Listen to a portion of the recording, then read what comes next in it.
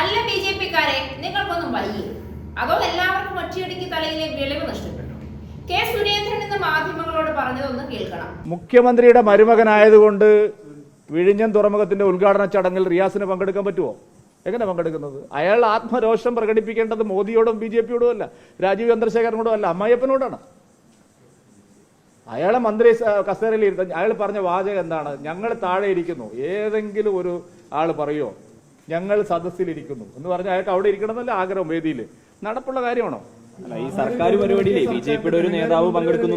അങ്ങനെ അതല്ല, ഒരു ദുരുപയോഗവും ഇല്ല. ഇതിനു മുമ്പ് ഇരുന്നിട്ടുണ്ട്. എല്ലാ സംസ്ഥാനങ്ങളിലും വിളിക്കണ്ട, എല്ലാ പാർട്ടിക്കാരെയും എന്തിനാണ് വിളിക്കുന്നത്? ഉമ്മൻചാണ്ടി ഇതിൽ പ്രധാന പങ്കുവഹിച്ച ഒരാളാണ്. ഉമ്മൻചാണ്ടിയെ വിസ്മരിക്കുന്ന ഒരു സ്ഥിതി ഉണ്ടാകുന്നത് ശരിയാണോ? അതിന് ഞാൻ പറയട്ടെ അതിന് ആദ്യം വി.ഡി. സതീശനെ പോലെ തലയിൽ ആൾ താമസമില്ലാത്ത ഒരാൾ പ്രതിപക്ഷ നേതാവായിട്ടിരിക്കുന്നതുകൊണ്ടാണ്.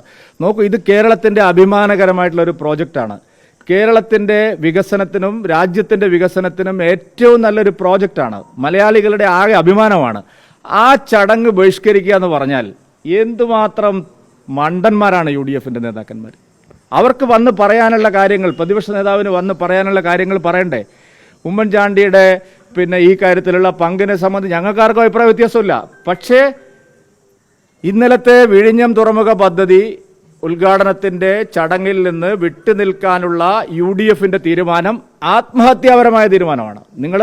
ഞാൻ പറയുന്നതല്ല, ജനം പറയുന്നതാണ്. ആത്മഹത്യാപരമായ തീരുമാനമാണ്. ഞാൻ നേരത്തെ പറഞ്ഞല്ലോ, തലയിൽ ആൾ താമസമില്ലാത്ത പ്രതിപക്ഷമാണ് കേരളത്തിലുള്ളത്. UDF കേരളത്തിലെ ജനങ്ങൾ സന്തോഷിക്കുന്ന ഒരു കാര്യത്തിലും ഒപ്പമില്ല എന്നുള്ളതിന്റെ തെളിവല്ല ഇത്. ഇത്രയും അഭിമാനകരമായിട്ടുള്ളൊരു പ്രോജക്റ്റ്, രാജ്യത്തിന്റെ പ്രധാനമന്ത്രി ജനങ്ങൾക്ക് തുറന്നു കൊടുക്കുന്ന ഒരു പ്രോജക്റ്റിൽ ആ ഉദ്ഘാടന ചടങ്ങിൽ UDF എന്തിനാണ് ബഹിഷ്കരിച്ചത്? ഉമ്മൻചാണ്ടിയുടെ മുത്താണ് എങ്കിൽ അവർ വന്നിട്ട് പറയണ്ടേ? UDF ബഹിഷ്കരിച്ചത് ആനമണ്ടത്തരമായി പോയി എന്നാണ് പല കോൺഗ്രസ് നേതാക്കളും സ്വകാര്യ സംഭാഷണത്തിൽ പറഞ്ഞിട്ടുള്ളത്. ഇതൊരു മുട്ടാപ്പോക്ക് ന്യായമായി പോയല്ലോ സുരേന്ദ്ര. മന്ത്രി റിയാസിനെ എന്ത് കാര്യത്തിനാണ് വേദിയിൽ ഇരുത്തുന്നത് എന്നതാണ് ഒന്നാമത്തെ ചോദ്യം. മന്ത്രി ആയതുകൊണ്ട് എന്നത് തന്നെയല്ലേ എന്റെ ഉത്തരം. പിണറായി വിജയന്റെ മരുമകൻ മാത്രമല്ല മുഹമ്മദ് റിയാസ്, കേരളത്തിന്റെ ടൂറിസം വകുപ്പ് മന്ത്രി കൂടിയാണെന്ന കാര്യം സുരേന്ദ്രൻ മറന്നുപോയി. പകരം ബി.ജെ.പിയുടെ അധ്യക്ഷനെ ഇരുത്തിയതിന്റെ ന്യായമാണ് തമാശ. മുഖ്യമന്ത്രി പങ്കെടുത്ത പരിപാടിയിൽ മകളെയും ചെറുമകനെയും ഇരുത്തിയെന്ന്. രാജീവ് ചന്ദ്രശേഖർ മോദിയുടെ മകനായി വരുമോ ചെറുമകനായി വരുമോ എന്ന് കൂടി സുരേന്ദ്രൻ ഒന്ന് പറഞ്ഞാൽ കാര്യം വ്യക്തമായി.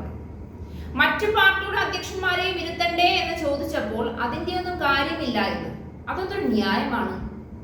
ഞങ്ങളുടെ അധ്യക്ഷന്മാരും ബി.ജെ.പിയുടെ പ്രവർത്തകരും മുൻപ് ഇങ്ങനെ ഇരുന്നിട്ടുണ്ട് എന്ന്. ഇരുന്നവരെ ഇറക്കി വിടാൻ ആളില്ലാതായി പോയത് കൊണ്ടാണ് ആ ഇരുന്നത് തുടരുന്നത് എന്നാണ് പൊതുജനത്തിന് പറയാനുള്ളത്. ഇതിപ്പോ പണ്ടാരോ പറഞ്ഞതുപോലെ അവനവൻ ഇരിക്കേണ്ടിടത്ത് അവനവൻ ഇരുന്നില്ലെങ്കിൽ രാജീവ് ചന്ദ്രശേഖരനെ പോലെയുള്ള ബി.ജെ.പിക്കാർ കയറിയിരിക്കുമെന്ന് പറയാതെ രക്ഷയില്ല. സംസ്ഥാന സർക്കാർ തുറമുഖ വകുപ്പിന്റെയും ഫിഷറീസ് വകുപ്പിന്റെയും മന്ത്രിയെ മാത്രം സദസ്സിലിരുത്താൻ തീരുമാനിച്ചത് ഞങ്ങളുടെ കുറ്റമല്ലോ എന്ന് സുരേന്ദ്രൻ അങ്ങനെ പറയുമ്പോൾ അതിനെ വകതിരിവ് എന്നാണ് ജനങ്ങൾക്ക് വിളിക്കാനുള്ളത്. മന്ത്രിമാർ ഇരിക്കുന്ന കാര്യം നടപ്പുള്ള കാര്യമാണോ? പക്ഷേ ഞങ്ങളുടെ അധ്യക്ഷന് ഇരിക്കാമെന്ന് കുറഞ്ഞപക്ഷം മാധ്യമങ്ങൾക്ക് മുന്നിൽ വന്ന് ഇമാതിരി വിടുവായുത്തരം പറയുമ്പോഴെങ്കിലും ഒരല്പം ഉളുപ്പ് നല്ലതാണ് സുരേന്ദ്ര. ഉത്തരം മുട്ടുമ്പോൾ തലകുടഞ്ഞും ബബ്ബബ പറഞ്ഞും മൂക്ക് ചൊറിഞ്ഞും ഇതൊക്കെ ഞങ്ങൾ ചെയ്യും എന്ന് പറഞ്ഞിട്ടൊന്നും കാര്യമില്ല. ബി.ജെ.പിയുടെ ഗുണ്ടാഭരണമല്ല കേരളത്തിൽ നടക്കുന്നത്. എന്തായാലും ഒരു വിഴിഞ്ഞം തുറമുഖം കമ്മീഷൻ വന്നതോടുകൂടി ബി.ജെ.പിക്കാർ എന്താണെന്ന് കേരളത്തിലെ പൊതുജനത്തിന് വളരെ വ്യക്തമായി മനസ്സിലായിട്ടുണ്ട്. താമര വിരിഞ്ഞതു തന്നെ. ഇതിനു പുറമെ പ്രതിപക്ഷ നേതാവ് വി.ഡി. സതീശനെ പരസ്യമായി മണ്ടൻ എന്ന് വിളിക്കുകയാണ് സുരേന്ദ്രൻ. കോഴിക്കോട് നടന്ന മെഡിക്കൽ കോളേജിലെ ഷോർട്ട് സർക്യൂട്ടുമായി ബന്ധപ്പെട്ട കാര്യവും സുരേന്ദ്രൻ പരാമർശിക്കുന്നുണ്ടായിരുന്നു. വീണ ജോർജ് രാജിവെക്കണം. അതിന് തീ പിടിച്ചതാണെങ്കിലും ശരി, വീണ ജോർജ് രാജിവെക്കണം. വീണ ജോർജ് ഷോർട്ട് സർക്യൂട്ട് ഉണ്ടാകുമോ എന്ന് നോക്കാൻ വേണ്ടി അതിന്റെ ചുവട്ടിൽ പോയി ഇരിക്കാതിരുന്നത് പരമ കുറ്റമാണ്.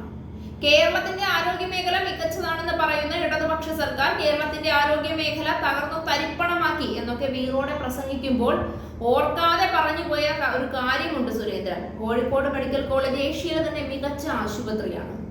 ഒന്നുകിൽ PR ടീമിനെ വെച്ച് എഴുതി തയ്യാറാക്കി രാജീവ് കട്ടയ്ക്ക് പ്രസംഗിക്കുന്ന പോലെ മുണ്ട് മടക്കി കുത്തി തെറി പറയാൻ അറിയാമെന്ന് അങ്ങ് വെച്ച് കാച്ചണം. ഇനി അതിന് പറ്റിയില്ലെങ്കിൽ ഇതുപോലെ പൊതുമധ്യത്തിൽ വന്നു നിന്ന് സംസാരിക്കാതിരിക്കാനുള്ള മിനിമം മര്യാദ കാണിക്കണം.